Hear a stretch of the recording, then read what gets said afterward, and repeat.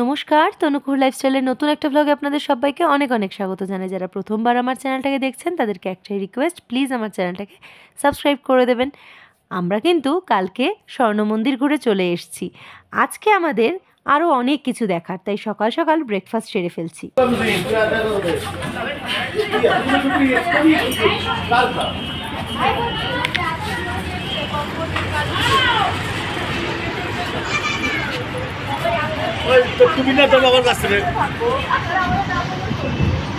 দেখি কুহু, আমরা আমাদের পুরো টিম নিয়ে কিন্তু স্বর্ণ মন্দিরের সামনেই চলে এসেছি। তবে এখন আমরা স্বর্ণ মন্দির ঢুকবো না। কালকে রাতেও আপনারা এই জায়গাটা দেখেছেন, আজ সকালবেলা কি সুন্দর লাগছে, ঝলমল করছে। এখন আমরা যাব জালিয়ানওয়ালাবাগ স্পটে। তো চলুন দেখা যাক। বিভৎস রোদের তাপ, যাচ্ছি আমরা।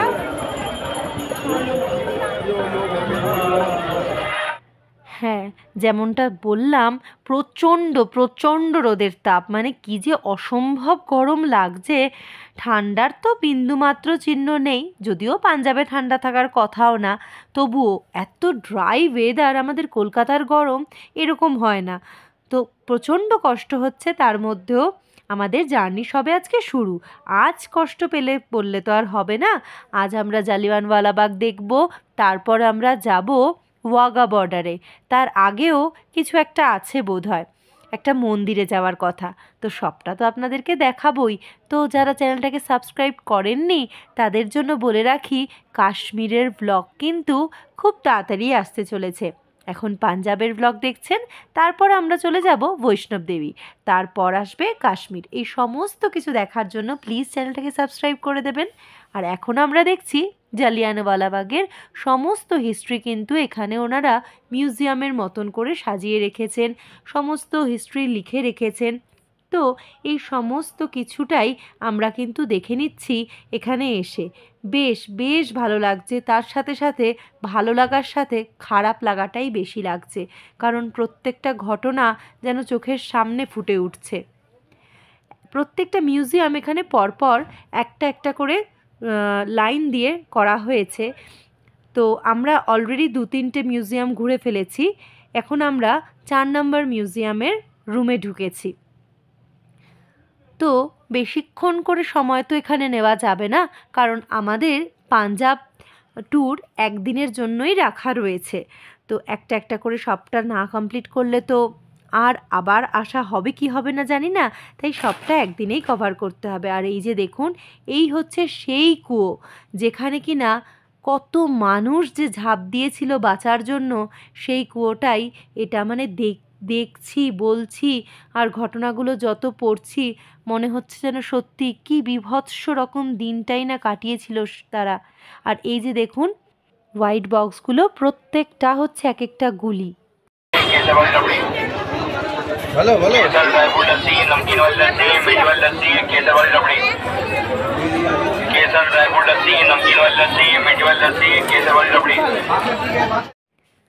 তো আমরা ওখান থেকে বেরিয়ে পড়েছি, আর গরম থেকে বাঁচার জন্য একটু লস্যি খেয়ে নিলাম। পাঞ্জাবে এসছি আর লস্যি খাবো না তা কি হয়, দুর্দান্ত ছিল লস্যিটা। আর কুহু খেয়ে নিল আইসক্রিম, আর এদিকে কুহুর বাবা ফুচকার দোকানে ঢুকেছে। কেমন শুভজিৎ এখানের ফুচকা? হ্যাঁ, ভালো না,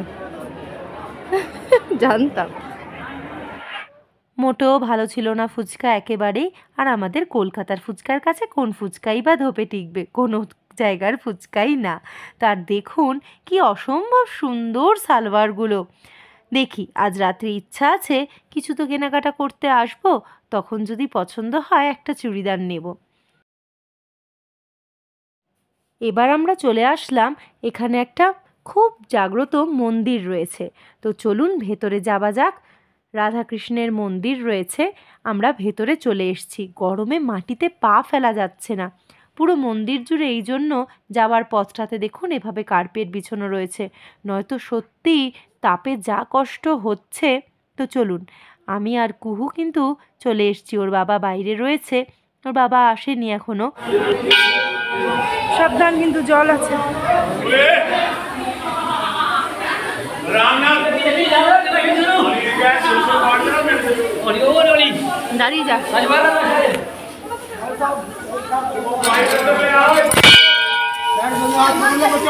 দেখো জলটা লাগছে। মা হাত ধর মা। সত্যি ভেতরটা এসে একদম আমরা সবাই অবাক হয়ে গেছি। বাইরে থেকে বোঝাই যাচ্ছিল না যে ভেতরে এত সুন্দর একটা ঝিল রয়েছে, দুপাশে জল আর মাঝখানে দেখুন মন্দিরটা, অসম্ভব সুন্দর লাগছে দেখতে। চলুন ভেতরে যাওয়া যাক। যদিও আমি আর শুভজিৎ কেউই ভেতরে ঢুকবো না, বাইরে থেকেই দর্শন করব, কিন্তু ছোট্ট কুহুর তো কোনো কিছুতে বাধা নেই, তাই ও যাবে, গিয়ে নমস্কার করে আসবে। আর আমরা বাইরেটায় দাঁড়িয়েই দেখছি কি অপূর্ব সুন্দর মন্দিরটা। দেখুন রাম সীতা রয়েছে, রাধাকৃষ্ণ রয়েছে। ওই যে বললাম যেমনটা, যে আমাদের কোনো জায়গাতেই খুব বেশিক্ষণ দেওয়া চলবে না, তাই ঝটপট করে মন্দির দর্শন করে নিয়েই আমাদের বেরিয়ে পড়তে হবে পরের স্পটের জন্য। আর আমাদের পরের স্পট হচ্ছে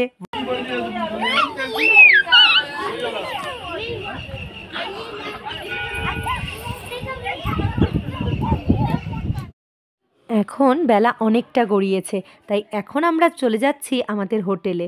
লাঞ্চ সারবো, লাঞ্চ সেরেই আমাদেরকে ঝটপট বেরিয়ে পড়তে হবে ওয়াঘা বর্ডারের উদ্দেশ্যে।